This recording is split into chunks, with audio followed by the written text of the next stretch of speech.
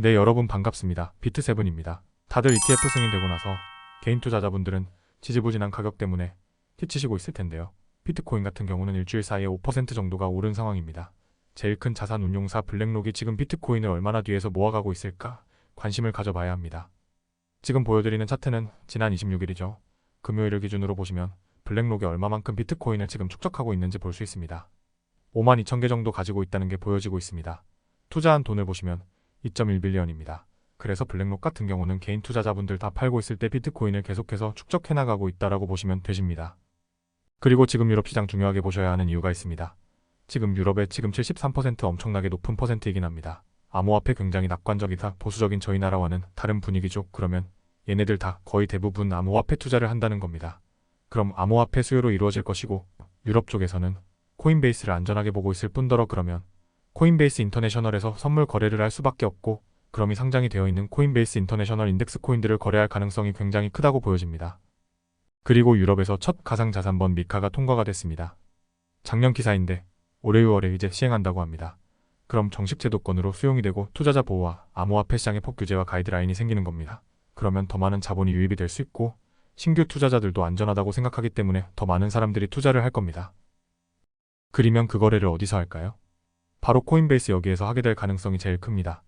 저희 나라에서만 지금 보수적이지 유럽이나 다른 쪽은 지금 다들 준비하고 실행하고 있다는 사실이죠. 실제로 미국에서는 상원의원 중 30명은 반대를 하지만 18명은 암호화폐를 지지한다고 했습니다. 찬성하는 쪽은 공화당이 많은 걸 볼 수가 있고 그리고 트럼프도 실제로 암호화폐 투자를 하고 있습니다. 암호화폐 투자에 지지한다고도 말했었고 지금도 이더리움과 여러가지 코인과 NFT 코인도 발행도 하고 실제로 본인이 투자를 하고 있습니다. 그리고 조만간 미국의 총선이 다가오는데 사람들이 바이든보다 트럼프가 지지율이 엄청나게 높게 지지하고 있고 트럼프가 대통령이 된다면 자기가 투자하고 있는 암호화폐도 그렇고 암호화폐 시장을 밀어줄 가능성이 있다는 겁니다. 월가에서 보시면 대부분이 시장에 다 진입을 했습니다.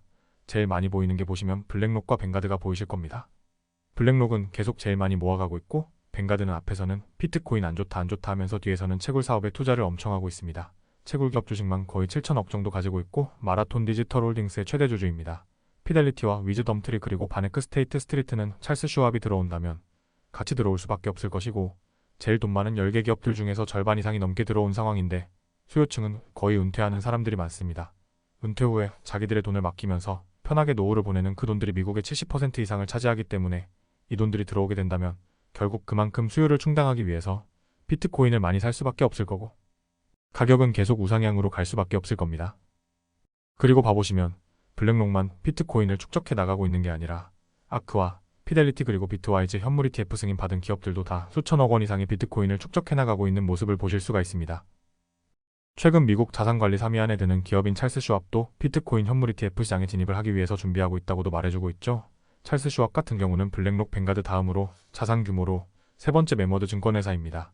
미국 안에서 다 큰 기업들이 전부 다 비트코인 ETF 시장에 적극적으로 나서고 있으면서 비트코인을 계속해서 축적해 나가고 있고 이제는 구글까지 암호화폐 관련해서 광고하는 것을 허용하면서 미국 내에서 암호화폐를 정식적으로 채택하는 데 도움을 주고 긍정적인 모습을 볼 수가 있습니다. 비트코인은 나쁜 쪽으로 쓰이고 변동성이 높아서 위험하다 이런 인식보다 하나의 화폐로서 자리를 잡아가고 있으며 앞만 보는 것보다 멀리 큰 흐름으로 봤을 때 우상향으로 갈 것은 변함이 없습니다. 그리고 지금 그레이스케일이 코인베이스에 비트코인을 보내고 있는 수량이 평균보다 훨씬 줄어들었다는 게 중요합니다. 원래는 5천억 정도를 보냈었는데 지금은 3,500억도 안 되는 금액을 코인베이스에 보냈는데 그래서 지금 그레이스케일이 비트코인을 보내는 수량보다 블랙록이 축적하고 있는 비트코인이 더 많고 쌓아가는 게 중요한 거고 장기적으로 길게 보았을 때도 비트코인을 계속해서 살 수밖에 없을 것이고 사게 되면 계속해서 주가는 오를 수밖에 없을 가능성이 보이고 있습니다. 비트코인 연도별 1월 28일 역대 가격인데 이번 가격 역시나 최고가를 찍은 것을 볼 수가 있죠. 이걸 차트로 생각해서 보시면 항상 뭐든지 가격은 파동을 그리면서 우상향하고 있는 걸 보실 수가 있습니다.